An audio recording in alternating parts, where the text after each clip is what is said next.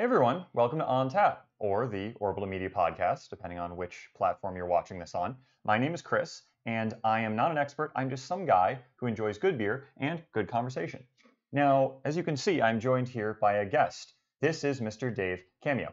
And Dave, why don't you tell the good viewers out there a little bit about yourself? Well, I am an IT professional by day, but by night, I'm a podcaster, and we talk about the Walking Dead universe and beyond. Well, I've got a question for you, Dave. Do you enjoy beer? Actually, I'm not a big beer fan. However, I treat it more like a sort of like a celebrated libation, like one would enjoy a wine every now and again or a spirit. To me, that's beer. And when I do drink beer, I enjoy it heartily. Yes. Well, at least that last part's very good to hear, because what we will be doing in this episode is we will be tasting a number of different beers. So here's how it's going to work. I'll be asking Dave a series of questions about who he is, the work that he does on the podcast. We will talk about The Walking Dead, important themes, and do sort of deep dives on its importance as sort of a cultural touchstone. All the while, we will have to be drinking one beer every 15 minutes, which we will be splitting. And all of these beers are, of course, zombie themed. So, are you ready to get going? Yes. Well, let's get to it then. So, beer number one. What can you tell me about this beer? Absolutely nothing. However, when I went to the hipster beer shop in Park Slope, this guy said, "Hey, you might as well pick this one. It's pretty expensive because we're in Park Slope." Well, I've never lived in Park Slope, but that sounds about right. So this is known as Pulp Zombie, the Dead of Space. Pulp Zombie in the Dead of Space. This is from Evergreen Brewing Company. Which is located in... Good question. Somewhere. I've never seen these beers before, so Dave's... The other thing is I'm coming into this completely new, so I don't know what any of these beers are. This is the first time I'm seeing them. Dave was good enough to pick them before this episode. So it is a double India Pale Ale from Camp Hill, Pennsylvania. Just for viewers, it is 8.4% alcohol by volume. It is a full pint for your tasting pleasure. Are you ready? I'm ready. So beer number one. Cheers. Cheers. Double IPA in your face. IPA. So.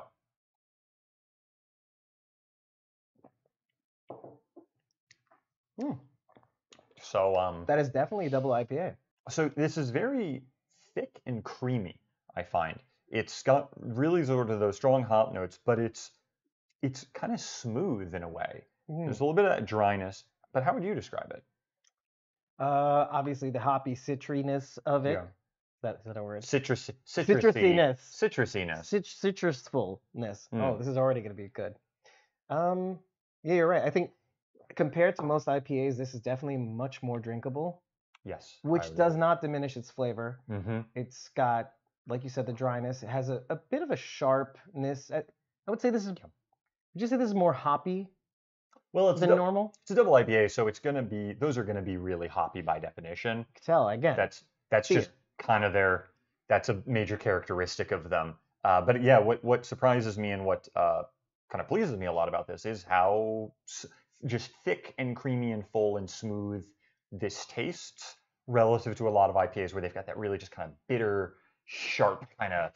It tastes like I'm drinking iron. It's like the Starbucks of IPAs, like where it's like, I think this is good coffee. Yes. I'm not sure because it tastes too burnt. Yeah, exactly. As some people say. I'm okay with it, but to compare, that would be it. This is not like that. This works. And I also have to say, I do really just like the art, and we'll have this sort of in B-roll, but I really do like the art here where it's got kind of that 1950s, kapow spacemen with the big goldfish bowl helmets fighting a zombie in space. I really like good art like that.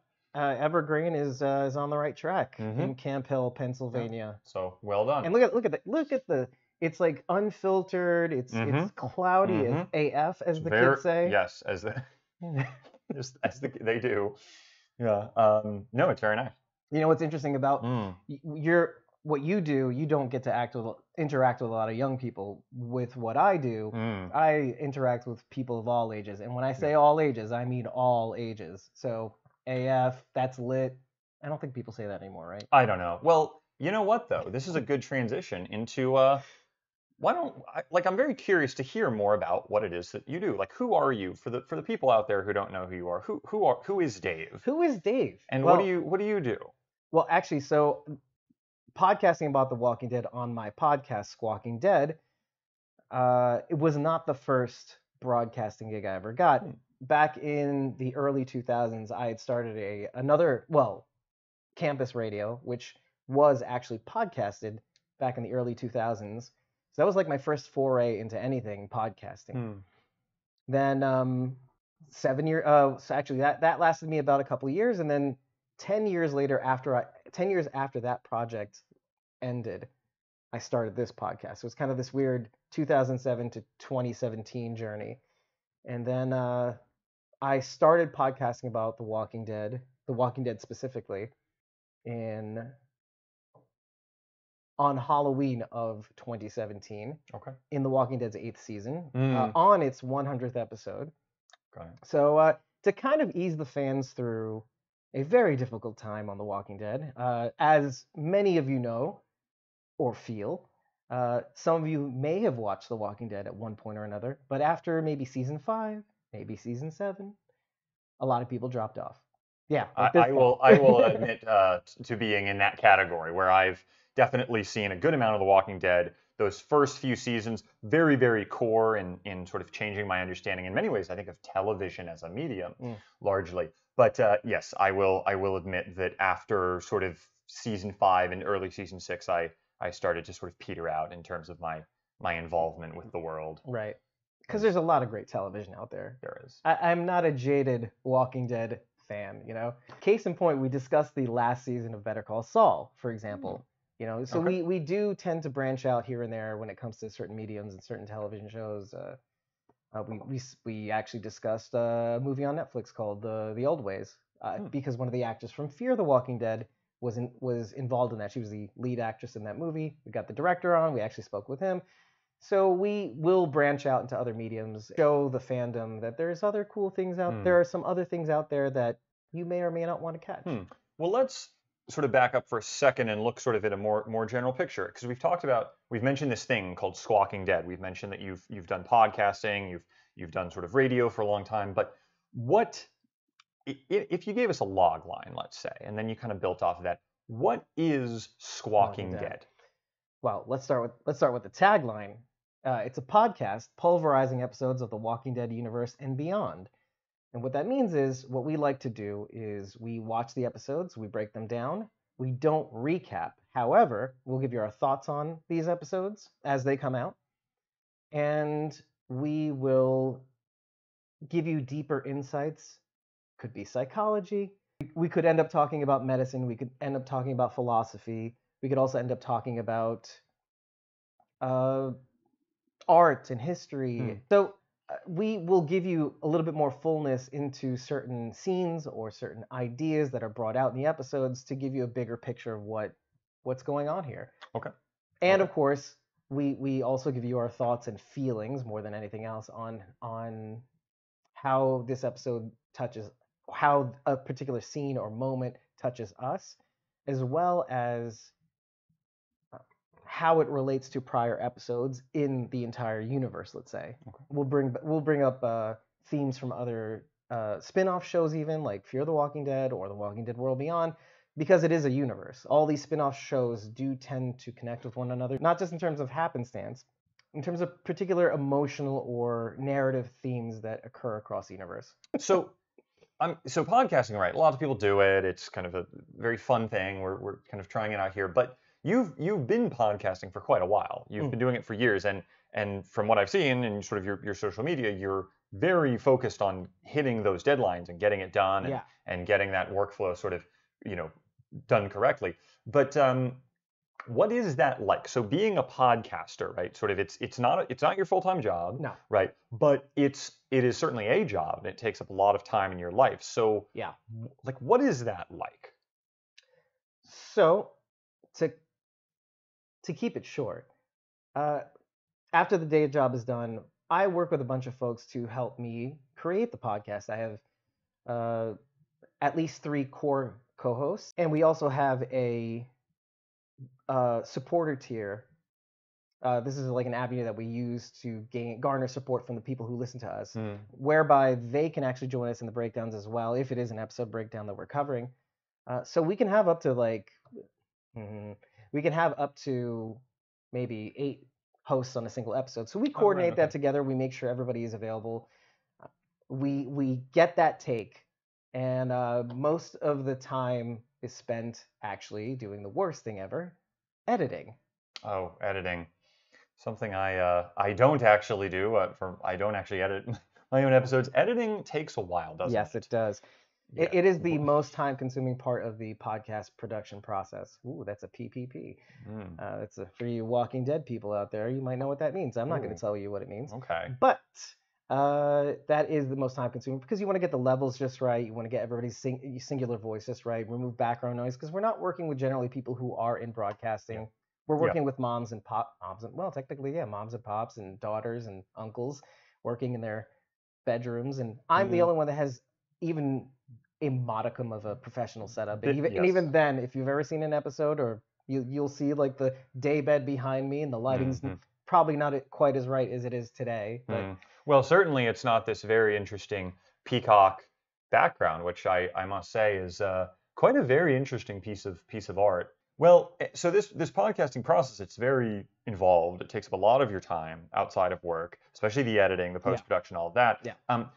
I mean, I guess I could imagine what might be your most favorite and least favorite aspects of it, but like, what would be the least favorite part of your least favorite part of it, your most favorite part, and then maybe something maybe someone might not think about when you imagine podcasting, like just a weird thing you got to spend your time on, or a something that's just, I don't know, out of the blue. Well, let's start with the thing I hate most, which is obviously editing. I think we all hate it when it's all done and you get to see the final product. You're like, okay, this is okay. You're always going to feel that way at the end of an episode, but that is because part of you says, hey, we recorded this, it should be out already, but it's not ready. Yeah. So that's my least favorite part. In terms of what my favorite part is, I think it's the actual conversation. Yeah. When you're in the zone and you're talking about something and there's not the same perspective. A lot of people think that when you are podcasting, even podcasters, that you all need to be on the same page. What's great about what we do on our podcast is our goal has always been, as a podcast, to bring in as many perspectives on an episode or on a particular scene or on a specific character as possible, even especially if they don't agree with our own thoughts, which kind of throws us on our heels so that we can navigate a bad opinion, quote unquote, or an opinion that we otherwise would not have explored. And so the more voices that we have, the more different perspectives that we have to actually tackle, even if we disagree with it. The good thing is that we will bring up topics amongst ourselves that we won't even agree on the same scene, and that's where the magic happens. And as you well know from any sort of fandom, people will agree that this was a cool scene, or that was a cool scene, or that wasn't quite right, or that kind of sucked. But especially with this fandom, people will look at the same scene and react to it differently because we're dealing with the human condition, let's say. And we like to challenge people's perceptions as it pertains to a particular scene or a particular character, or particular death, which happens often. Absolutely. Yeah, Walking Dead, it very much happens a lot. Yeah, to challenge people's perceptions and to give people insight into thoughts that they may not have thought of. And that's our bread and butter. That's what we set out to do. Yeah. And it's a positive space. It's like we try not to take down the show because, listen, the show is about a show that we love, not about a show that we want to take down. If this was like a general variety podcast or operation, it would be one thing. Yeah. But since we all love the show, let's spend more time on the things that we didn't think of, or the time on a particular thing that we might have thought differently, and we don't try to change people's minds, but we just want to give people a flavor of what we're thinking, and hopefully that is something different than what they thought. Okay. Yeah. So, like, A give me long-winded way of saying the same thing. No, that is very interesting. I mean, what would be an example, let's say, of one of your episodes? Like, what would that format look like? What kind of so we've got these episodes, Good right? question. Sort of, and because I'm just thinking, right? If I like, if we haven't seen this podcast, right? Kind of, what's that going to consist of? Kind of, we've got these episodes. We're not doing a summary, but we're getting into concepts in Walking Dead episodes, which well, in the next phase, we'll talk a little bit more about the Walking Dead as a whole, outside of just Right. podcasts. But like, what does that consist of? Like one of your episodes? Oh, we are at. Well, hold on. I got to hold that thought. We are at the 15-minute mark. You know what that means, Dave? Okay. I guess Bottoms up. I didn't know, but yeah, I guess we're chugging it. See, this is the hard part. You got to stay on top of the 15 minutes. Phew, that was done. That was done very well. Nice. Well done. All right. So 1 down, 2 more to go. This is gonna be a wild one, folks.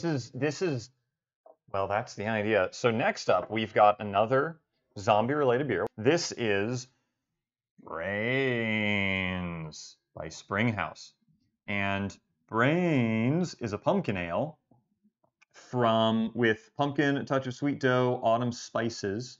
What else do we have? 8.5% alcohol, so that hits pretty hard. Yep. And where is this? I think this is from? Bronx. It says visit us springhousebeer.com, 209 Hazel Street, Lancaster, Pennsylvania. Lancaster, as they say. Lancaster. The Dutch Pennsylvanians. Yes. So do you smell? I smell what is pumpkin spice. Yes. I suppose, Oh, from absolutely. here. Absolutely. All right. Beer number 2. Yeses. Cheers. All right. Even before I taste it. Wow. That tastes like pumpkin, not just the spice. Yes. This tastes. The cinnamon on that is really the most bold note that I'm getting, at least. It's like pumpkin kind Clove. And cloves. You're right. That's what it is. Like the other one, I couldn't get a beat on like what it tastes like. Hey, it tastes like hops, which is not, but not bad. Like not Starbucks bad. Right? Okay. Yeah. You're following. No, you're right. It's cloves. It's the flavors of autumn and winter. Yeah. I'm tasting crunchy leaves right now. Yeah. Isn't that crazy? I'm tasting kind of like pumpkin. I mean, well, not surprisingly, a pumpkin pie. I'm getting a flavor of sort of a pumpkin pie. Just that experience of, again, some cinnamon, some cloves, some pumpkin for sure. Unsurprisingly, it's a pumpkin ale. The smell is pumpkin. Yeah. Pumpkin, not pumpkin spice. Pumpkin. No, that's absolutely. Right. That's pretty. It's fun. This is a fun beer. This is a fun beer. This is also much more. This is more my style. It's very seasonal and it's very still on the cloudier side. Yeah, it is on the cloudier side. It's a little bit less completely opaque. I mean, that last one was. I mean, it was almost like some. We'll talk about these later down the road, like a pastry beers, which are this very artisanal, in some ways new category of beer where it's opaque. You simply cannot see through it. Right. This at least is more in that translucent kind of category. Right. Kind of. Though it does have dough or notes of dough. Is that what it said? Dough. Well, what is a note of dough? A note of dough. Let's see. Is it a bass note? Is it treble note? Here we go. Okay. A touch of sweet dough and autumn spices. Yeah, it does have. Well, I get a little bit. Well, as beer goes, yeasty, bready. Yeah. I mean, I think, as I said, that idea of I feel like I don't want to say I'm drinking the liquid version of a pumpkin pie. Right. But that includes that pastry, right? That kind of the pumpkin pie crust and the cloves and the cinnamon and the pumpkin, and it's very just full and smooth and rich. Yeah. All of that. Again, smooth. Again, pretty smooth. You got to hand it to craft brewing. They've come a long way since the mid '90s, early '90s. Well, in the U.S. at least. Yeah, in the U.S., sort of the dark ages ended officially with supposedly with Jimmy Carter when he signed this law that basically said, yeah, it's like, thanks Jimmy Carter, to basically essentially legalize craft brewing in the late '70s. And since then, sort of '80s, you had a couple companies. You had Sam Adams New Belgium, technically sort of early 90s in Colorado. But really, yeah, the 90s was sort of the first decade where this was a concept. But the microbrew. The microbrewery was a concept, but it was still very much in its infancy and it's sort of a latent stage. Yeah, there's some good stuff that's getting made these days. Picking up now with the format of the podcast, and I want to now transition a bit into The Walking Dead as a show, as a concept. We'll talk about this for a second. You know, it's a very important show. But in one of your episodes, what does that look like? What do you specifically, let's say, talk about? Give me an example, you know, of a typical episode. Well, so just to recap a little bit, our episodes, when we call them episodes, are basically centered around a specific episode that has probably just come out. So we specifically tackle that, though we will reach into prior episodes to give people context into what we're actually talking about. But in terms of what it looks like, the hardest part is actually knowing where to start. Because when we first started out, we tended to recap the episode. We tended to tell the audience things that they already knew. Dumb idea. Eventually, we kind of figured out that that's not what people want to know. They've watched the episode. They have their own opinion. What we like to do is navigate through randomly, probably stream of conscious style, into different feelings that we felt throughout the episode. And sometimes you're just going to have to stop and talk about something else or find something to talk about. So we tend to keep it conversational. Okay. So, and sometimes we'll go off script. Like we have our own notes individually. We don't collect them all. We don't script these episodes. They are all from our perspective, our own individual perspectives, and we're just going into it like a conversation, like a normal conversation, like you and I are having sans script. But then there's no script. It's just an outline of questions. That's what he says. That's what he says now. But it's all I can show you. I can show you the proof. Look, there's not much. He has his back up my shirt right now. There's not that much on the page. I swear. It's just an outline. It's only the second and third page. The first one is missing. Anyway, so yeah, and so that was the point of it, is that we wanted to feel like you were walking into a conversation, kind of like we're having right now, that you might have with your friends. So that in mind, what a typical episode would look like is that we would sometimes bring up something that has an Easter egg in it from a prior episode, or something that somebody might have missed. That's a good thing to bring up, and that's a good thing that most Walking Dead podcasts bring up, these little Easter eggs that people might not know about. But where we differ is how we feel about not just the Easter egg, but how we feel about certain concepts, how we feel about somebody passing, let's say. And we explore that. That's why our tagline is pulverizing it. Sometimes it feels like we're beating a dead horse. However, we want to make sure that we cover the things that we felt needed some attention. Because as a fan, you may be feeling something that you think somebody else isn't feeling. And I feel a little crazy reacting to the scene by myself. That way. And we're here to kind of be your backboard, your sounding board, your feedback mechanism. So like, oh, you thought something that I thought, or you thought something that I didn't think about, and now I'm feeling even more sad about this sort of thing. Interesting. Let's broaden our scope a little bit. So we've talked about Squawking Dead. We've talked about the podcast that you do relating to The Walking Dead. But The Walking Dead, right, is a show. It's been going for years. It's, you know, one of the most watched shows at certain points in the 2010s of any show in the United States. What made you want to do a podcast about The Walking Dead? Yeah, you're starting to hit the finer notes. Why The Walking Dead? Yeah. Okay, so that's the question I get the most often, and that is why does one podcast about The Walking Dead? Well, so on the one hand, the simple answer is it's a show that reflects back at us who we would be sometimes ideally, who we would be in a zombie apocalypse. It tests our sensibilities in how we would act in this type of universe where scarcity is a thing, where we have to pit our morality against survival. Yep. That's the simple answer. The more complex answer is knowing that we would never survive. I think most people would not survive a zombie apocalypse, even though it looks like the walkers, aka zombies, they walk very slowly. But here's the thing: they don't get tired. They can amble up on you while you're sleeping. They can strike at you when you least at least expect. And the sleep that you have in a world of comfort is not the same kind of sleep that you have in a world of zombies. You are at a constant high blood pressure all the time in this sort of scenario. So in sort of delving into these episodes, you gain a greater appreciation, or we remind the audience that you would not do the same thing as these people. This is like the most ideal situation, and people still die. So what I like about it is it gives me a little bit of humility, at least in these sort of times, because you think that you have control, but you really, really don't. But as a result of doing all of this, you understand how good we have it. Yeah. And that's the thing I like the most. Yeah. And this is kind of an example of the things that we talk about. Sometimes it gives us the opportunity to tilt the tripod a little bit, or flip the script, or give you a different perspective, because we have to constantly remind ourselves that you say you would do something like this, you would be the hero, or you would share the food, but you don't really know. We have to kind of remind ourselves sometimes that we're not always going to be the hero of our own story. It gives us a chance to kind of relate that, bring that back to our universe, and be more humble. Really, bottom line. Be more humble, but also like be more grateful too for what we have, and build on that. Yeah. Think of a better life.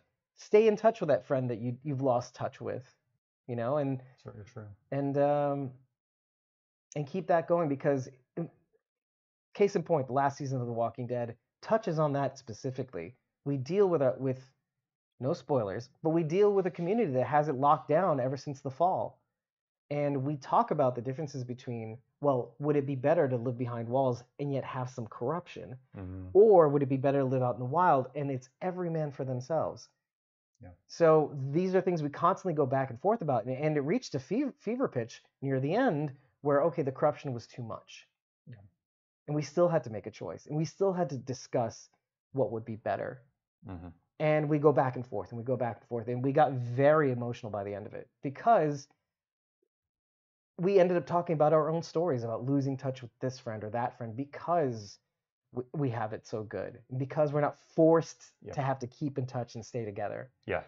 So it's fun too. And then when you get to the core of it, you feel like you learn something about yourself. And that's what I love the most about the things we talk about. Yeah, I mean, The Walking Dead, again, for me, is sort of, I'm in the space where it was a very formative time in my television watching in the early 2010s. I had historically grown up, and while there were certain shows I had watched, the idea of watching 5 seasons of 10 episodes each, American TV, wasn't really a concept that I was very familiar with when I was in basically college. I was in sort of end of college when this came, mid end of college, when The Walking Dead season 1 came out, and I'd always been a huge fan of zombies and sort of the post-apocalyptic stuff. And it was I didn't know that. Okay. It was always very cool, right? But The Walking Dead was so unique in the sense that it took that premise of, okay, it's post-apocalypse, you got or it is the apocalypse. After the apocalypse, you got the zombies, and it's not just a 2-hour movie, or it's not just an hour 45 movie. It's,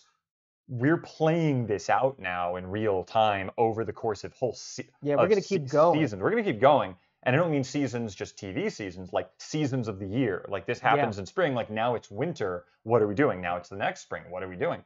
And that was something that I think, just not only the world building, but that idea of like, what would humans do if this happened, and how would their societies evolve and change, while there's always this omnipresent kind of threat in the background.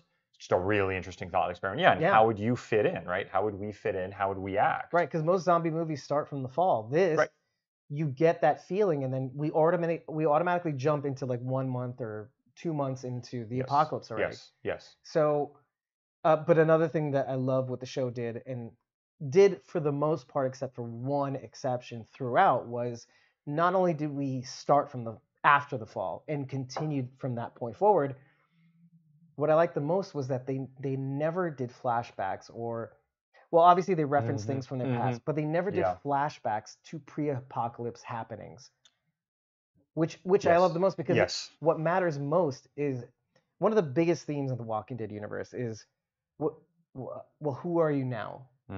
The Walking Dead universe allows you to become the person you were meant to be. And sometimes that's not that great. But sometimes that enables you to become somebody that you never thought you would be. Mm-hmm. One of the most tabula rasa characters in the Walking Dead universe, or The Walking Dead, is Daryl Dixon, a fan favorite. Yes. He's not even in the comic book, Yes. which this show is based off of, and yet maybe it's because he's a tabula rasa, maybe it's Mm-hmm. just Norman Reedus. Mm-hmm. I haven't made up my mind about that. However, because of that, this is the typical redneck would get in your face, Yeah. like the neurotic type, like blames everything on you, and like, but you could never imagine that sort of person becoming a family man by the end of it, or Mhm. like what resembles to Yeah, him sure. a family Sure. man would be. So you get to see that journey.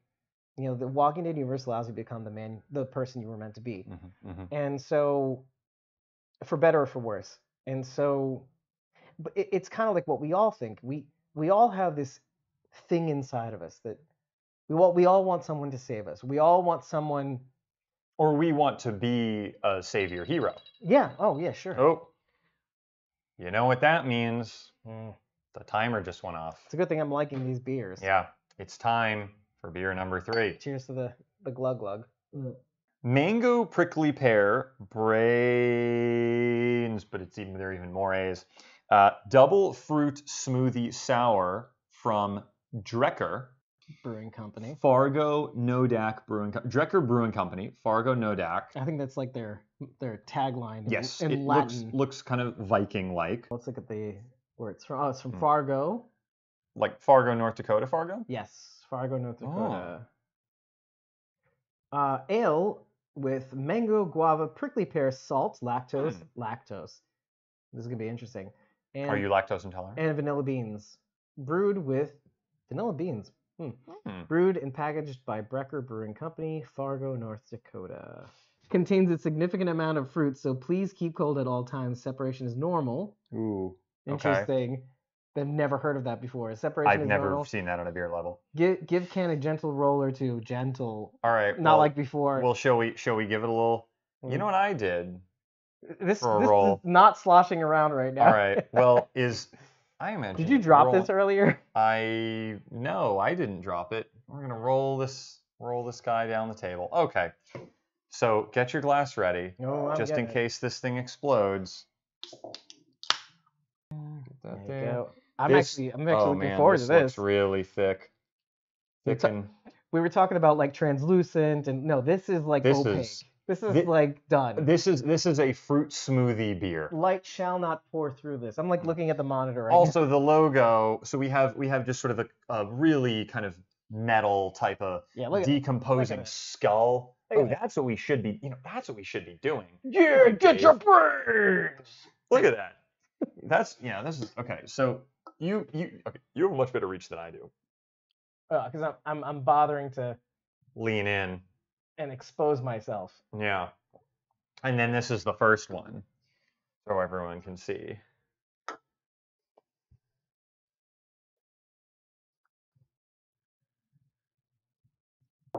Bottoms up? Bottoms up. Cheers for round 3. Wait, that smell. Guava. Oh my god.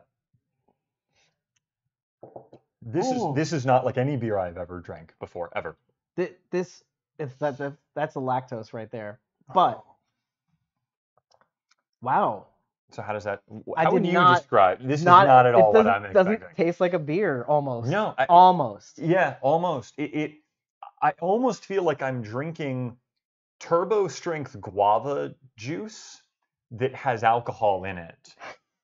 I'm gonna say this. Okay. It tastes like a Jamba Juice that's been left out for a while, so it separates a bit. Yeah. Like you're getting it's still kind of fruit juicy. It's fruit juice-y, but there's a little bit of that tart sort of alcohol flavor starting to come in. This is good though. This is such a unique beverage. Yeah. I don't know why the word kombucha is somewhere in my head, but I get it. You know what I mean? That idea of because it's fermentation, right? That fermented sort of tart, sour culture flavor that I don't associate with beer, but I do associate with kombucha. With fermented like fruit or this has that sort of flavor, but it's so thick and viscous and fruity and But on the other hand, not terribly as sweet as I thought it was going to be. no. It tastes like it's supposed to be sweet, but it isn't. It's just the texture. That's the thing. The texture is that Jamba Juice left out for a little while. Left out for a little bit. It's I describe it almost as like when you have orange juice, right? And you've had it in a carton, and it's sort of just at that sell-by date, you know, and you're drinking it, and it's got like, there's a little bit of that extra sharpness that you get in orange juice that's right at the line. That is 100% before it separates, and there's a little bit of that in here too. You picked the feeling, the sharpness of that fermented orange juice. The fermented orange juice kombucha fruit semi-sweet tart mix. But again, I don't regard that as a bad thing. No, it's very balanced. I love drinking different things as long as something doesn't make me nauseous. Drinking different things that gives me, you know, interesting flavors is great. I think that's the thing I like the most about like certain ideas for beers is that. But when you imagine something that is an apple pie blonde, you're thinking, oh, this is going to be sweet and not, you know, maybe a little tart because of the apple, but and like, oh, I'm not looking forward to this. But then what this does is you get this expectation, oh, it's guava, mango, more mango, prickly pear, sweet. But then when you taste it, it's like, oh, this is pretty balanced. This is like, it's not very sweet. It has the alcohol part, but then it kicks you in the face with this texture because this texture is crazy. As you said, the alcohol part is really subdued here. It's not and also, can I just say, the fact that they're from North Dakota and they're making stuff with these sweet kind of tart, tropical guava-y thing. Not in season, probably. I'm assuming guavas are never in season in North Dakota. No. Any viewers from there, let us know. But Sorry. I think the answer is no.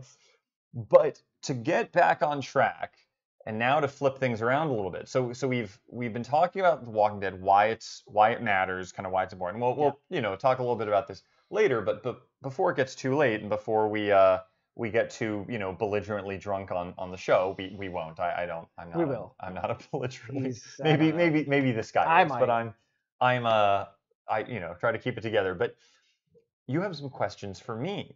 I do actually. You have some survival. Do you happen to have that on the? I do actually. Yes. Let's bring this out here. So you've got 3 for me, but I mean, hey, you want to ask as many questions as you want. Fair warning, these questions are very unfair. So I'm going to say that out front. So here we go. Wait, hold on a second. I'm reading your question. Okay, hold on. They're there, I promise. Okay, Chris, you've only watched The Walking Dead for so long. Yes. The real litmus test of a true fan is determined by this question. Okay.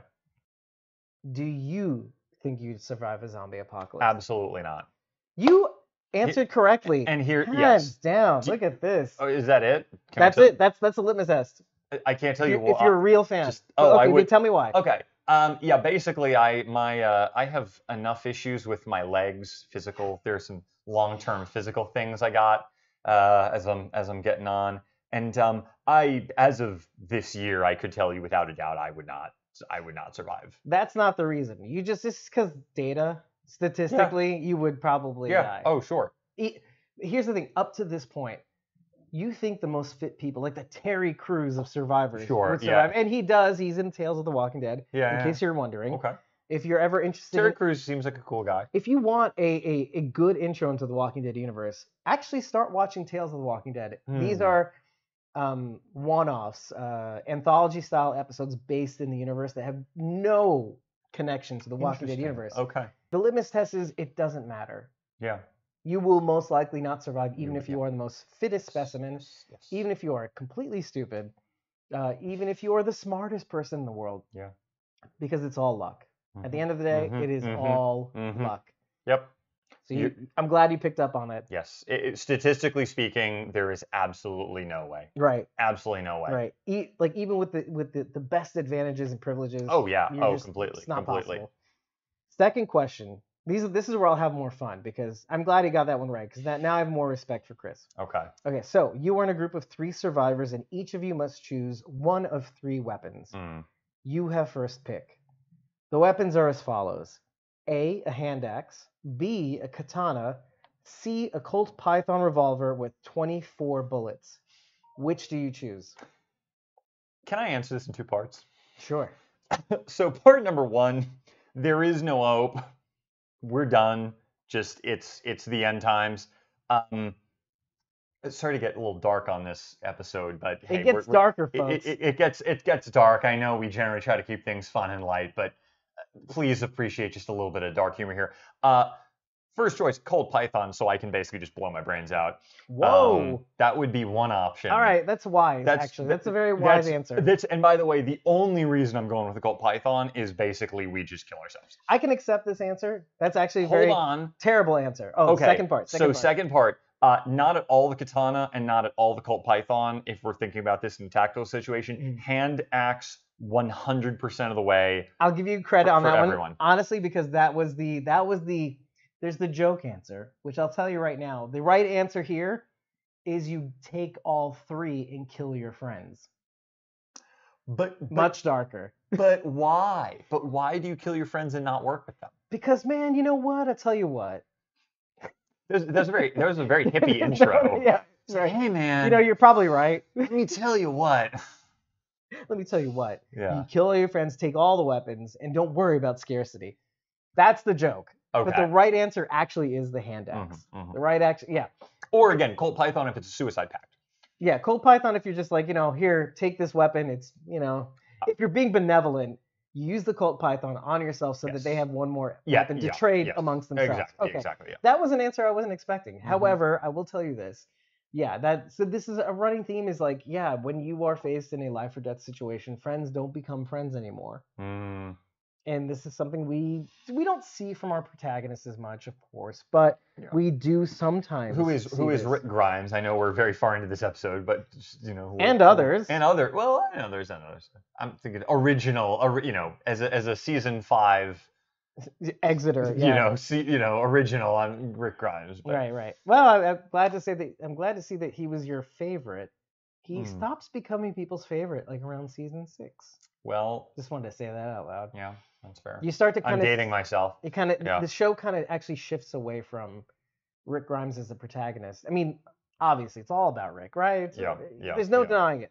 However, the show their characters as potential they do this ever so gradually, but it's all in prep for things that happen in season 9, which I will not discuss. But it is very entertaining. And see, here's the thing. This is why we got into the podcast. This is why I got into the podcast, the Walking Dead Universe podcast, is that around season 8, we were all battered and bruised. The people that were left over, the storylines are very grim. Things didn't look great. Even in season 8, when things were happening, things didn't look up until the very last episode. Yeah. And then season 9 comes. And it's this revival. You have Angela Kang being the executive producer and taking the show into a direction that actually saves the show in a sense. You have people who stopped watching, watch again.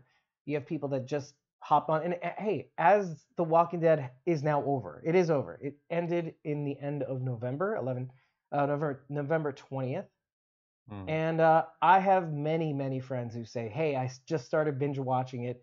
I got up to season 7. I binge watched the show the whole week. And we're finally caught up, and we're watching the last episode now, etc. So I have friends coming out of the woodwork saying that they're going to watch the show again. So when people got to season 9, they're like, oh, yeah, it's like it used to be. And so it's kind of fun. It's kind of fun in that way. Nice. So, nice. I'm glad you got that answer. I really... So and obviously, I could say why, right, is you can kill zombies when you need to, but a hand axe... Like a portable, you can use it as a utility tool, an item, and also. But you wouldn't think though, right? You'd think the katana is the most legendary weapon. No, the katana, that thing is going to have chips on the front. You can't use that to chop firewood. You can't use that as a utility tool. It's not a practical tool, right? It's not a practical tool at all. That thing needs to be oiled up. It needs to be kept in peak condition. So 2 times Chris has gotten my respect. Let's see if he can do this I was a boy. Partly I was also a Boy Scout. So I was expecting him to do not so great on this one, but and I was expecting to get a lot more fun out of this, but he took away all the fun. Okay. Anyways.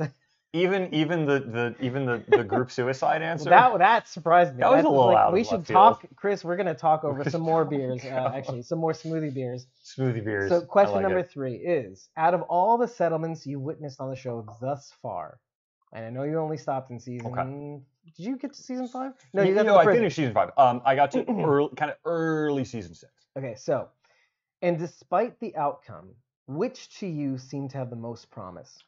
Well, what I think we should do is, especially for those watching at home, is to do a very quick summary of which settlements there are. This isn't going to help me. It's just a question. You can Okay. put it off Oh, screen put it now. away. Okay. Oh, yes. What we should do is we'll do a very quick summary of the settlements that I'm aware of. Do a really quick rundown of some characteristics of them, and then I will give you my answer. Let's start backwards from the last settlement you know of. Okay. So, well, I'm going to start from season 1. Okay. So, which in a way I guess doesn't count. So season 1, right? We can do this to track it, right? So season 1, There's like a campsite, I think, was the in first one. Atlanta, right? Is the apocalypse has just happened. Zombies have taken over the world, and we're in the Atlanta suburbs, sort of outside of Atlanta. And we run into humans as they're just in these transient camps, right? They've got tents and things. Okay, that seems to be very useless. There's no defenses. It's just zombies show up, they attack people, they kill people. There's really no benefit of that. They go into the CDC for a second to try to find a cure. There is no cure. Spoilers, it came out in 2010, 2011, so I hope we're not ruining your day. That's exactly right. Yeah, and the CDC gets blown up using sort of like high pressure hydrogen bombs, something. Basically, it kind of goes away. Season 2, we have a farmhouse. So we've got a sort of a From old, kind of an elderly, point. yeah, sort of an elderly man and kind of his couple daughters. They're just sort of tending this farmstead in this very idyllic kind of space. That eventually gets overrun by a giant wave of zombies, walkers, as you know, call them, at the end of that season. So season 3, in my opinion at least, is where it gets interesting. In many ways, at least for the earlier seasons, season 3, I think, is my favorite season of the earliest seasons. Also, not least of which, because I think David Morrissey's performance as the governor is outstanding. Season 3, we have 2 separate settlements. One settlement is a prison that Rick Grimes and company, our band of protagonists, they take over. They run into a couple of prisoners there, some of whom are not great characters, and they sort of end up dispatching them in a very self-defense kind of way. So they end up running a prison, and then across or a specific cell block, or a specific cell block, but they're sort of in that general, the property, right? The property lines. The prison is their territory, right? And then they find nearby a whole town that is sort of run at the surface. It's sort of this kind of nice, kind of old southern town where people are Woodbury. Woodbury Commons, run by the governor. Below that, there's something a little bit darker. The governor's sort of a bit of a maybe a bit of a dictator in the shadows kind of figure. The unassuming dictator. Unassuming dictator. Well, right. the governor. Yeah, the governor, right? Yeah, and what ends up happening, obviously, is a war happens basically between those two groups, with almost all of them kind of being destroyed. Both groups essentially are destroyed, at least as a tangible faction, right? And people are kind of cast to the winds. And then in season 4, it's a lot of, if I remember correctly, kind of. You do have. This will tell actually where exactly you exit. You do have the cannibals. Before season 5, right? Yeah, late season 4, season 5. Terminus, which is a settlement based around cannibalism. So these are a bunch of people. There's a vaguely almost spoiler alert. Spoiler alert. Yeah, sorry. We should put a time code in. Because they basically, when the prison gets destroyed eventually, our survivors see these signs to Terminus. Yes. All who arrive survive. Survive, yeah. Well, because they either end up eating other people or being the thing that feeds other people. Being food, human livestock. Right. Yes. And our band of protagonists takes down Terminus.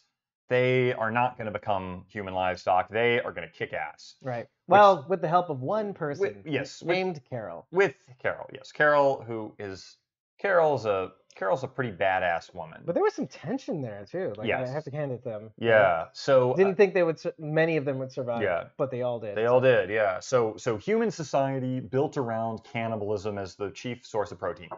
And season 5, we find Alexandria, Virginia. Is that correct? Yeah. Okay. So Alexandria, Virginia Eventually. is sort of this very, the way we describe it is the world as it used to be when they built a bunch of walls and they protected themselves from the apocalypse, essentially. So you've got this little kind of, in the context of the world, happy-go-lucky. Kind of like a planned community. Yeah, like a planned community, like a planned sort of affluent, kind of waspy suburb town, throwing cocktail parties and Christmas parties and all this. And they're very, I don't want to say ideologically pacifist, but they're not particularly focused on defense. Right, because they never had to be. Because they've never had to be, right. They've lived in this very sort of, this very nice world relative to everyone else. Right. Now, this is where my understanding of the show gets a little hazy, because this is around where I kind of fell off. My recollection is, and tell me if I'm incorrect about this, early season 6, Rick essentially takes over that community as the leader. That essentially the So you got up to the point where he kills a certain someone and Morgan arrives again. I think. Yes. So you got to 6. Okay, fine. Yes. I believe 6. Mm-hmm. Interesting. This is the point at which where you establish the Rick-tatorship, where like this is not a democracy anymore. Yeah, vaguely around there. Vaguely around there. Fine. Okay.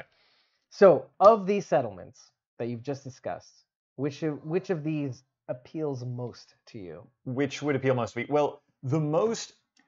If we ask appeals, right? Where would I want to go for vacation? Well, I'd want to go to I'd want a vacation in Alexandria before Rick Grimes and the group shows up, and they realize the horrible truth about the world. You get points. You definitely get points. That's if I go on vacation. We sometimes talk about how Rick and his group don't exactly make things better. Yes. Or at least at first. Yes. If you were asking me realistically, either as a citizen, see, this is why we do this. This is so funny. This is why we do this, yeah. Especially while we're under the influence of some we finished prickly this pear smoothie. Didn't have to smoothie chug beer. it. Well, you know what we can do, Dave, dear viewers, we can open up a 4th secret beer. Oh. 3 Floyd's Apocalypse Cow. And the cow looks like a Cyclops from the Odyssey. Like the Cyclops, Centaur, sort of hybrid. A cow, a bovine Cyclops. This is from Austin, Texas, by the way. From Austin, Texas. And the reason why I know this also is a double because Fear the Walking Dead from seasons 4 through 7 filmed out in Austin, Texas. Ooh, okay. And we actually recently had a charity whereby the editor for Fear the Walking Dead, Phil McLaughlin, provided as part of our mega prize package 3 Floyd's. Now this is the thing. I wanted to get 3 Floyd's Zombie Dust, but this is the best I could do. Well, in New York City, so it's okay. Yes, we are recording here from Brooklyn. And this is another double IPA, so get ready, taste buds. Chris is gonna have to sort of steel himself for whatever flavors appear in this. Okay, well, there is a description. This complex double IPA has an intense citrus and floral hop aroma. Hooray! Balanced by a velvety malt body, which has been augmented, with lactose milk sugar. What? Do you not like lactose? Apocalypse Cow. No. So far, I'm enjoying the lactose. Oh, okay. Lactose milk sugar with this different take on an IPA. We brewed an ale that is both pleasing to drink and once again not normal. Quote, cheers. Another 8.6, so we're in trouble right now. We haven't decided what settlement we're going to live in, so 3floyds.com. Keep it going. All right, 3floyds.com. You heard it here. So vacation in Alexandria. Okay, vacation. Well, let's get it open. Let's get it poured. You say what it is, and then I'll keep pouring. Okay, so from a answer this. So from a organization, let's imagine for a second. Let's imagine. Fair enough with the organization. I'm not in charge of the town, right?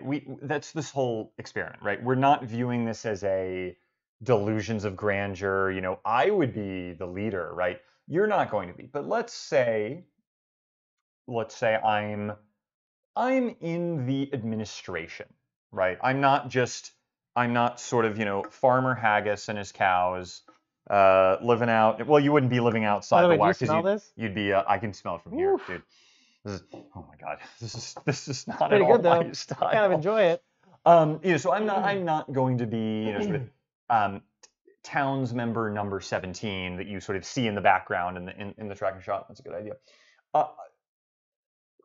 So you don't imagine yourself as like a background actor in this? I wouldn't imagine a background actor, but I get that I'm not going to be head of the town. He's getting minus points right now. Well, okay. You know, hey, the fact is, I think there's a certain amount of like we're in a community, right? We're not living in the woods. We're not in the tents. There's not civilization, but there's a little element of like, okay, what do you know? Do you have any ability to help with administration, military tactics, organizing people, supply chain management, those sorts of things, right?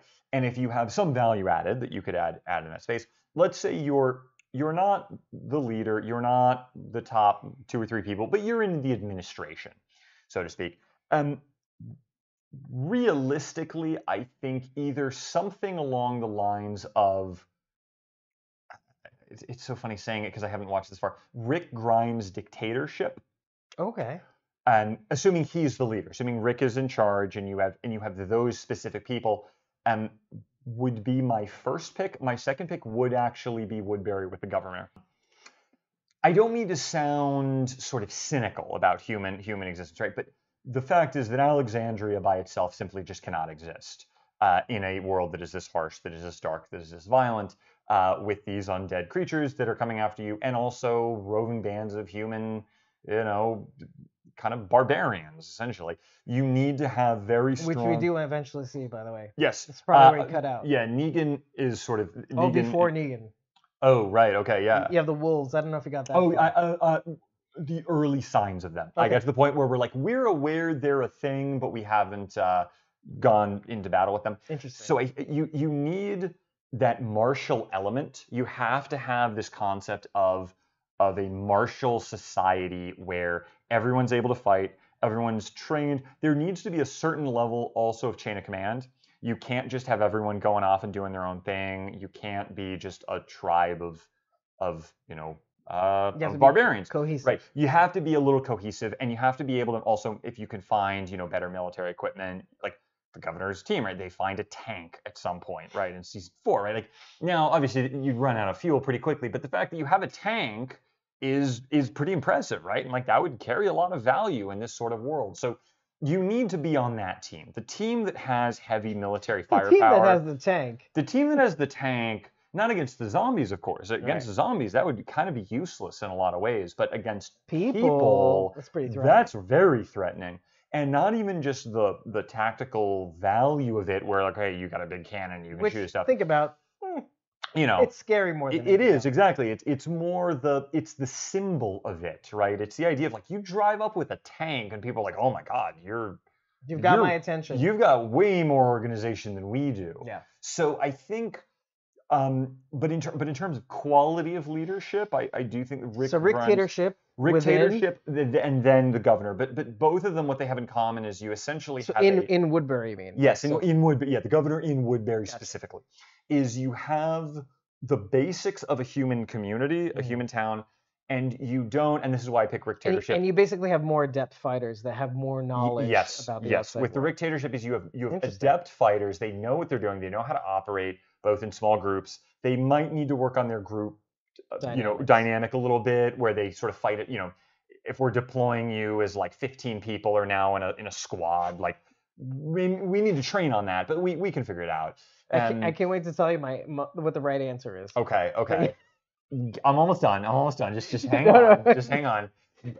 But at the same time, it's not it's not cannibals, it's not Right, barbarians, it's not like weird things where we like sacrifice people to zombies or something. Like right. So there's somebody telling you what to do. Yes. But it's within a community that seems Yes, more it's within realistic. a community. You haven't lost your humanity. You're still people. You still value the things that we do as humans, and we haven't lost that. But we understand the importance of being ready to rock and roll with weapons and defend the people we love and defend our friends and family. You know what? I can respect that answer, actually. But the right answer is, Negan. and this is something that we actually all have discussed over the many years, and we actually, eventually in the clip, we actually spelled it all out. We're gonna have to talk about this beer in a second. But oh yeah, keep going. Did we even drink? No, we haven't yet. I just took a first sip. Okay, keep going. Go. All settlements fall. Okay. Sorry. All right. I gave you a question that has a false answer. Okay. All settlements eventually fall. Okay. Except the final season. The final season. Okay. Perhaps. Maybe. But it seems like this one's gonna survive, which I won't talk about. But that's the thing. Yeah. Right? So this is a perfect example of what we end up talking about, is that we witness many strong settlements for one reason or another. Sometimes it's fluke, sometimes it's just internal chaos, sometimes it's external force. They all, for some reason, end up failing, to the point where we hypothesize that this zombie's sense of smell is paramount so much that they can smell concentration of people in their blood.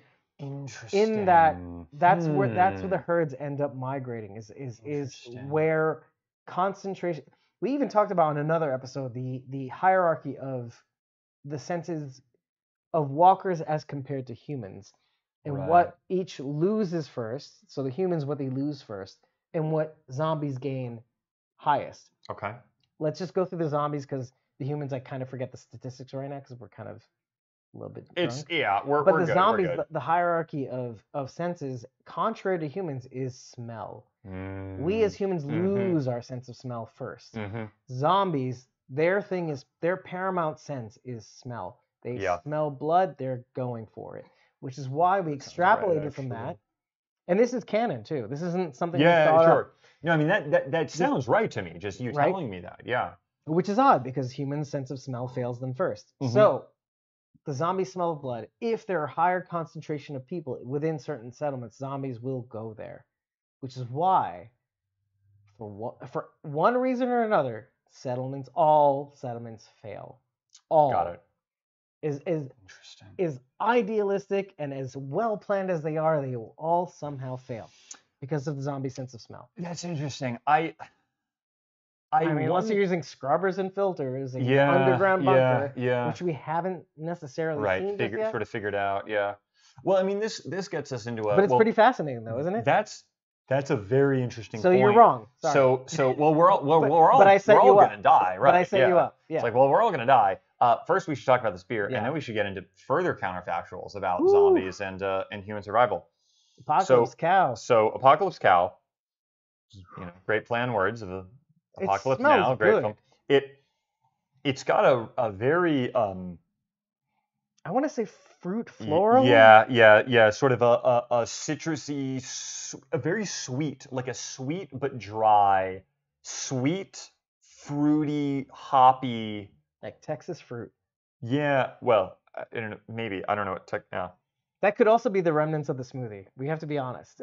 True. I mean, that smoothie was pretty interesting. Look, it's it's still coating. It's still coating the edge of the glass. All right, we'll mix it in here. Let's see. Shall we? Yeah. All right. Kanpai. Kanpai. I took an early sip, but Ooh. That is not at all what I was expecting. This is. Oh, I got to be honest. It changes on you. Of the three, this is my. Excuse me. Of the four. There was a third turning. Of the four, this is my least favorite. I understand why you'd say that. This is just not. But just not. Let me be honest with you. Okay. I am not an IPA guy necessarily. Okay. However, my initial sip was one taste. It changed to another taste, and then it changed again. All right. Let me try this again. Well, let's try to hone in on this. Yeah. Okay, malt. and then it changes to It's got that really dry, just dry, everything. and then it turns to It's really yeast. It's really thick. Yeast, yeast. I kind of like it. It's funny you say yeast. I mean, Oh, I don't ever think of yeast as a flavor that I can. This is very uneducated of me to say. Of course, the last thing I should say on a beer channel, but yeast is not ever a flavor I'm very good at placing or being able to taste. Barley-ish, yeasty kind of. Yeah, like Hi, a I'm grain, beer. like a grain. Yeah, Yeah, yeah, like exactly. a grain. Yeah. I'm Well, still a beer. That's That's what it's trying to tell me.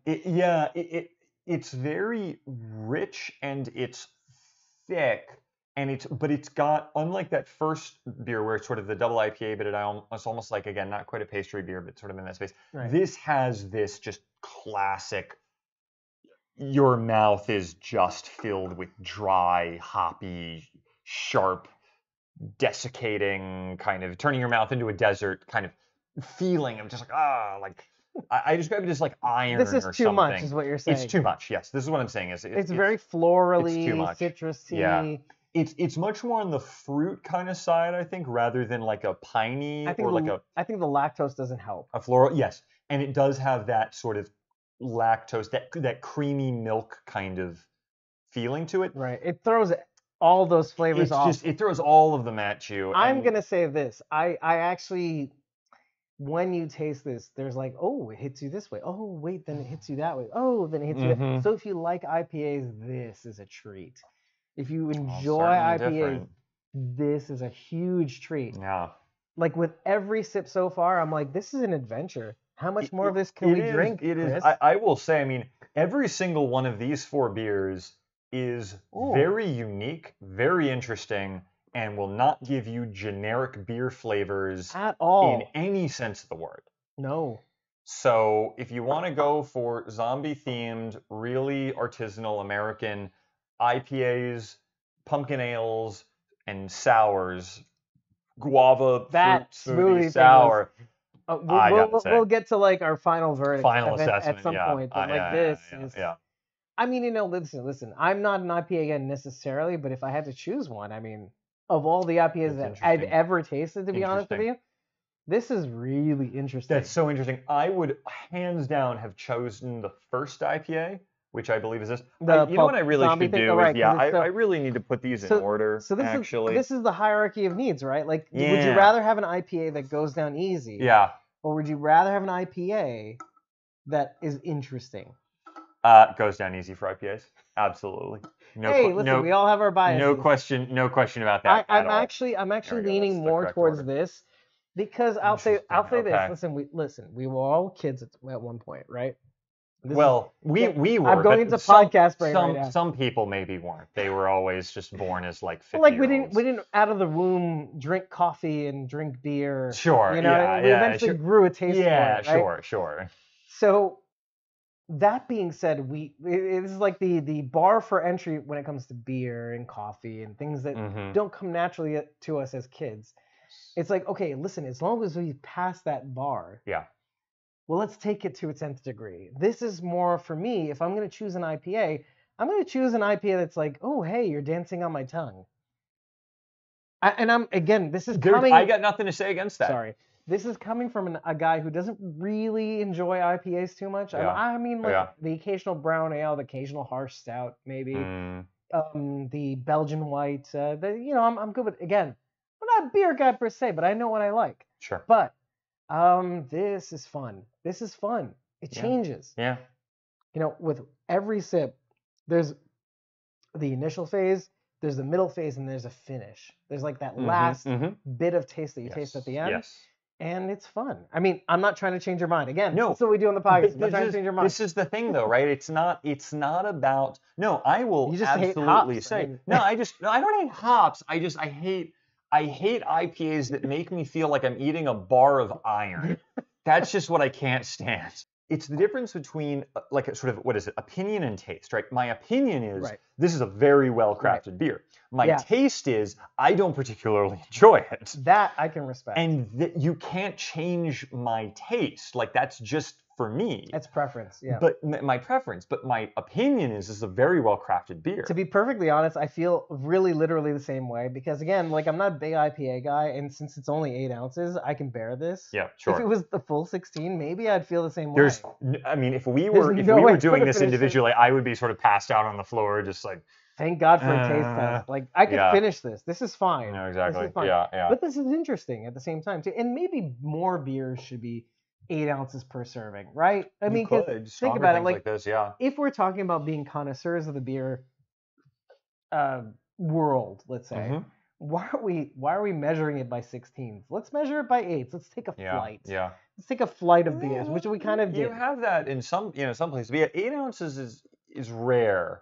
Right. The occasionally time you'll see 8 ounces is sort of the really, really strong stuff. I mean, we're talking, like but it's not bad. Russian Imperial Stout, 11% alcohol, wow. 8% serving. I mean, it's like a black. Have you done that episode yet? I have not done that episode. I've watched every single one. Folks. Well, he's a super fan, and you know what? I really got to tip my hat to you, sir. It's it's hard out there. But you're getting there, right? Right. You've recorded that episode, right? It seems like. Not yet. No, not yet. I'm working. I still want to start with really broad ideas and kind of move into more specialty things because at the end of the day, I think one of the appeals that I want to go for, at least with the channel, is reviewing things that I'm not saying anyone could find at their local store, but there's that idea that if you walk into a beer store, you walk into a grocery store, you're like, oh, I see that on the shelf. Like, yeah, he was talking about that one.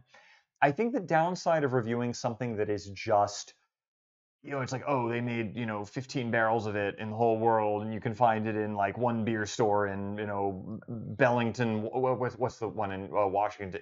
You can find it in some obscure beer store in San Diego, or in somewhere in the nooks and crannies of Brooklyn. But like, other than that, it's very possible that these are one of those. Oh, it could be very possible, but yeah. But if it's outside of that, it's like, well, then why do I care? Like, if I'm watching this and I live not even in just a rural area, but I live in, I don't know, the suburbs of Chicago, or I live in Phoenix, Arizona, or Miami, or Idaho, or Fargo. Dallas, Texas, right, or whatever. Like, I'm not gonna, or I mean, let's get outside the United States for a second. I live in Tokyo, or London, or Paris, or Frankfurt, Germany, right? And and I've talked a lot about China. Yeah, Shanghai, China, right? Like the brewing traditions in other parts of the world outside of just the United States. Or Western world. Is this beer accessible? Is the bottom line. Is the beer accessible? Can I find this if I live in or near at least a major global metro? That's a struggle. And often it's not if you get into really specific things. So that's something that at least underpins for me an aspect of what I try to focus on when I kind of do episodes. But we'll be doing different things, going down the road. But it's a balancing act, right? Because you want to be able to sample some of the things that people might not be able to access, just for the sake of the fact. It's like those pizza shows that have the pizza with the gold leaf and the truffle oil and okay, nobody's gonna ever taste this, so I might as well give you my impression. But then there's you could get this. Let me tell you what I think about it, so that you can get it yourself. Yes, right, exactly. It's you can't do anything about that. Yeah. I want to get back to settlements and talk about this idea of settlements and the idea that we settled this settlements debate. Maybe, but hang on, I got a couple more points to throw in here. So your point about the zombies being able to find a settlement because of the concentration of human, this is what we do, sort of humanness, concentration of scent. Scent, human scent, right? That's a fascinating idea. But the thing about settlements that I still think, I'm not saying that they wouldn't, they would work, right? They might fail, okay. But is if you take that combination of, you're preserving basic elements of humanness, right? I fundamentally do think the point at which you've gone into some weird, crazy, like we're basically acting like animals, is you've lost what it means to be a human. Right, the sanctuary. Right. Yeah. Is that Negan's thing? Yeah. So I because there's so much information. is Negan, they're like a cult? They're like a militaristic cult? Not really. What is their deal? If I had to sum their ideology, it's Negan is at the top and we all follow Negan. Yeah, okay. And also I am Negan. Okay. They are all Negan. Okay. Okay. It's very top down. It's very sort of hive mind almost. Yeah. And it's very top down. So it's like Negan is the end all be all when it comes to giving out orders. Okay. Which has its positives, but also has several negatives. Because if Negan is unavailable at any point in time, as we saw in The Walking Dead season 8, it could be trouble. Right. For the people who live there, which, they're innocent, so. Yeah, so that, I mean, and that sort of an idea of is it fair for me to call that a hive mind collective? Is that okay? I mean, it would be if they could somehow, it is more of like a federalism sort of thing. In terms, it's a monarchy. The Negan is king. We are all Negan. They're all subservient to the even more so than a monarchy. It's like an absolute, almost. I want to say this almost like a theocracy. It's like a theocratic. It's like North Korea. It has a binds and blinds element. Yeah, it's like a North Korea kind of like there's this figure and we just assume that we are. There is a credit system, so. Yeah. I mean, so. Yeah. So for me, I would chalk that up into the category of we have functionally lost our humanity if we are in a system like that. And all the others just, so that's why I still keep coming back to the Rick-tatorship and Woodbury. And right? Woodbury. I still keep coming back to that.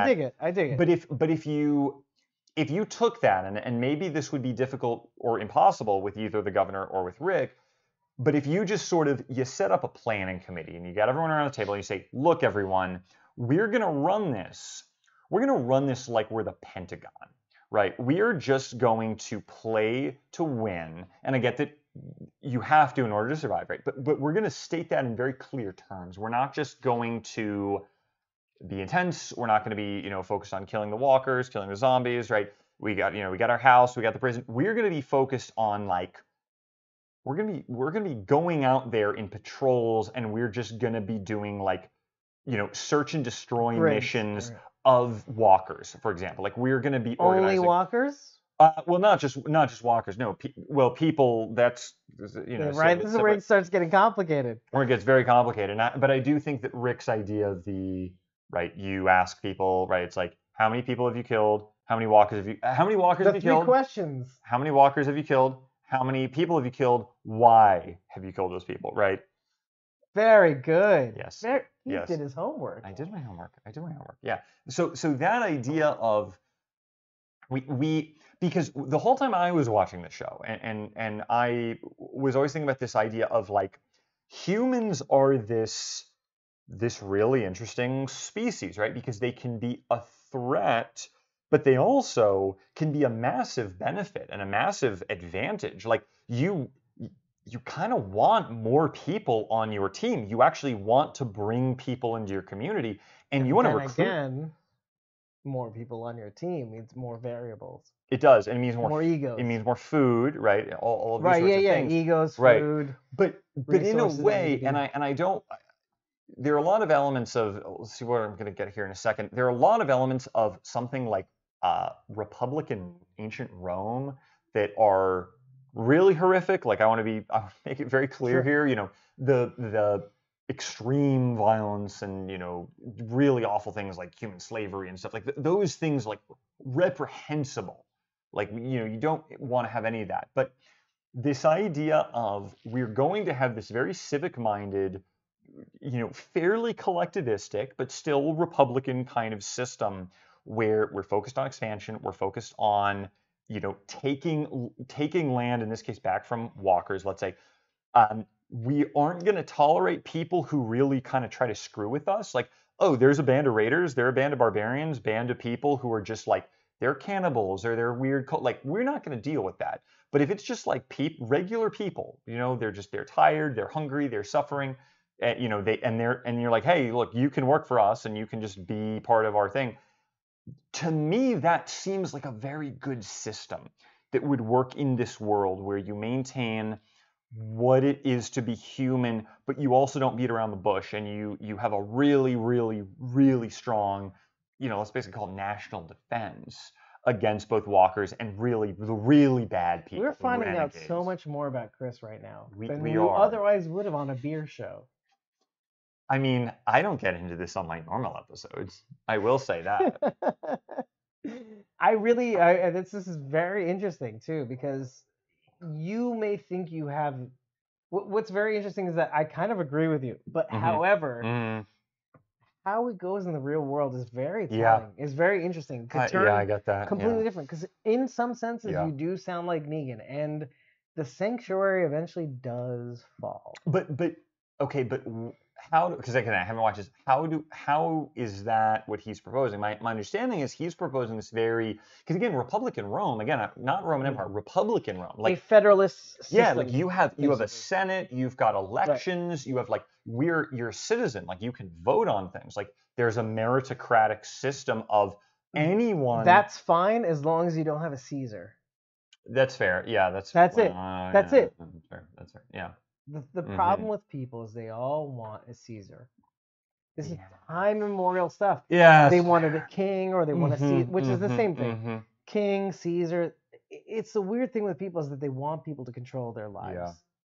Strange thing. It is a really strange thing. They want a strong man. They want a dictatorship. You still see stuff like this in the Middle East, unfortunately.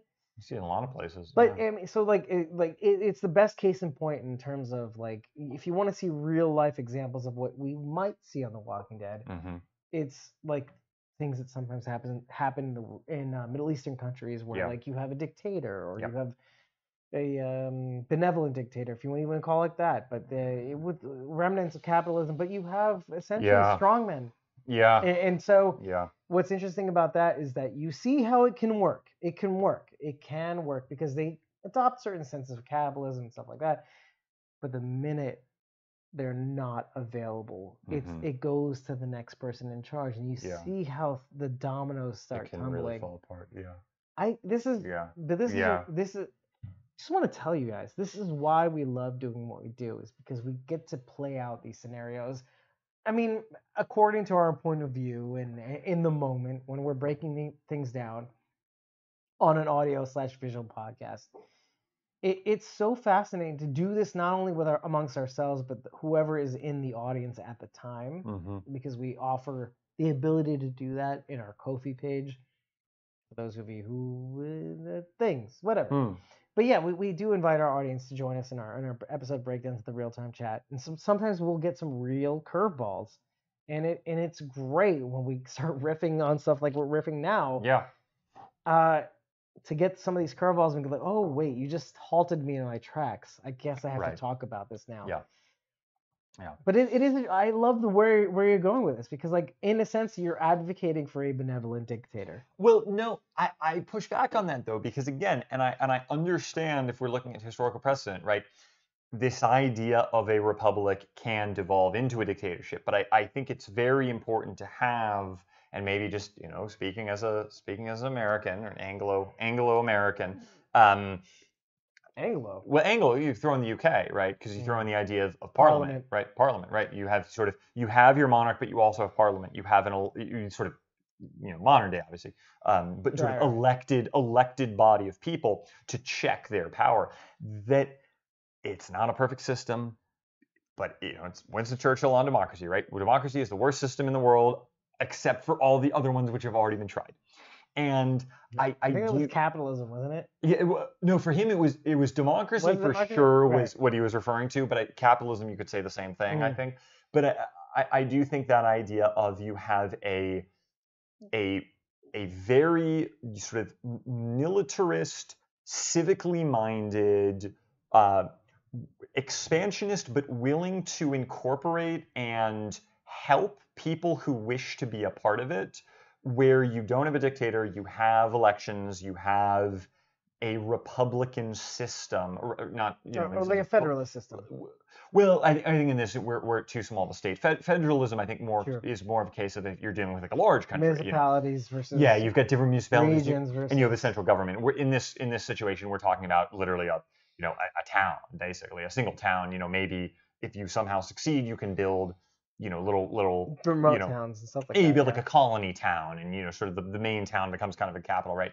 I think federalism would be a very far way down the road.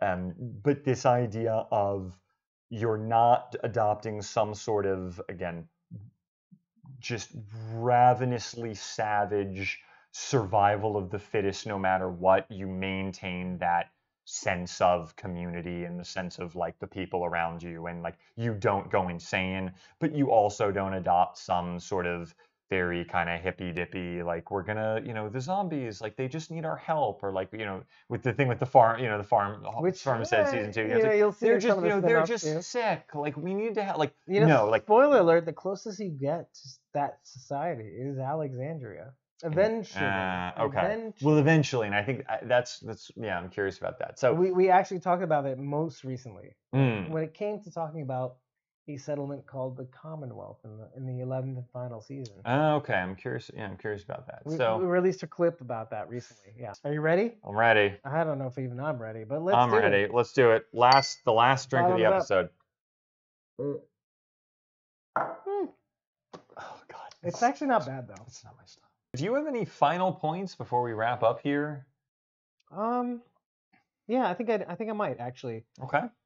I think the most important thing to walk away with is gratitude, and that's and I alluded to this before, and that's it's very easy to get lost in wanting the world to come down so that we can start over again, or to force us to be in touch with certain people that we've lost touch with, or to force us to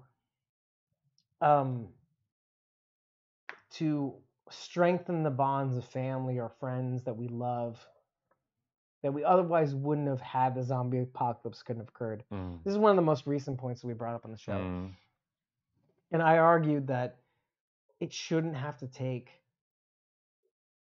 everything blowing up in order for us to appreciate what we have. And since it is right before Christmas, I mean, I'm a Jew. I don't really celebrate Christmas, but you aren't. So let me give something to you as my little Christmas present to you. I'm adjacent, but I'm not. I am not. I'm not Jewish. Well, let me give pretty you close. Let me but give not you a quite. Christmas gift that you can take home with you. Is that I think it doesn't have to take burning it all down for us to realize what we have and who we have. Yes. And I think it's great that we can have friends like Chris here to do a little episode with in these times. It's never too late to figure it out and to turn things around. And it's never too late to appreciate what you have while you have it, even when things ostensibly feel like they suck. We all have something to be thankful for, whether it's a roof over our head, some sort of income, or some sort of saving grace. And even if it feels like we don't, give that. And if you have what you have, and you have the ability to give to others, try to, because life is kind of hard. So figure it out, folks. And as far as the beers that we've tasted, we really have to actually give the verdict on. Yeah, we what do. we enjoyed the most. I'm gonna take this out of the shot. So, and okay. Why? Well, that was, first of all, that was great. I think that was a really just like from the heart kind of statement. I don't want to speak out of turn here, but I think it's the most unique. I think the guava. It just the Drecker Brewing Company's Mango Prickly Pear Brains Double Fruit Smoothie Sour. I have to give what it first place for that. Yeah, just so interesting. Now I'm going to be obviously very biased for the next couple. If I were ranking them, I would put the pumpkin beer second. Okay. I would then put the Pulp Zombie Dead Space IPA that's very sort of creamy and very close. Yeah. These are what we'll do is we'll space these out and then we'll put kind of these like here. And then I would say in last place I can't. I hate this. I don't like this. I can't. So this is my ranking of these four. If I had to rank them, I would probably this is hard. Actually, you know what? I'm gonna go be bold on this narrative. Do it. I do this all the time on the show. I'm a very contrarian person. I'm gonna do this. All right. Now, and that's The reason for this is that this is very tasty, very aromatic. This is very smooth and not terrible at all in any way, shape, or form. However, this piqued my interest. This is just unique beyond the pale. It's just out of this so world. unique. It's just the texture, the flavor. It doesn't surprise you. It's very balanced. It's just, dude, if you want to close out the night, this is your beer. You know, I might even do this. Okay, that's fair. If I had to choose. That's fair. These are all great beers, folks. They are. They are. So look them up. They are. And look them up. And you tell Chris what you find. You happen to find what you like the most. Yeah. Let us know. So anyway, this has been Chris and Dave on Tap, or the Orbital Media podcast, whichever Squawking Dead. name we're working on, and Squawking Dead. Obviously, the links for all of these will be down below, and the cards will be. They will have already been popping up in your in your left and right corners. And if you want to subscribe to either of our channels, it would really help us out. Grow our following so we can make more content for you guys. And so if you want to learn more about The Walking Dead, learn about beer, just kind of like interesting conversations, interviews, the subscribe button is right down there. And also you can like the video. Like, look at that. I mean, it's okay. Maybe. If you don't want to, it's okay. If you like it. Just, no pressure. It's fine. We'll see you next time. Just I hope you enjoy what you've watched. Yeah. Hopefully it was fun. And we'll see you next time.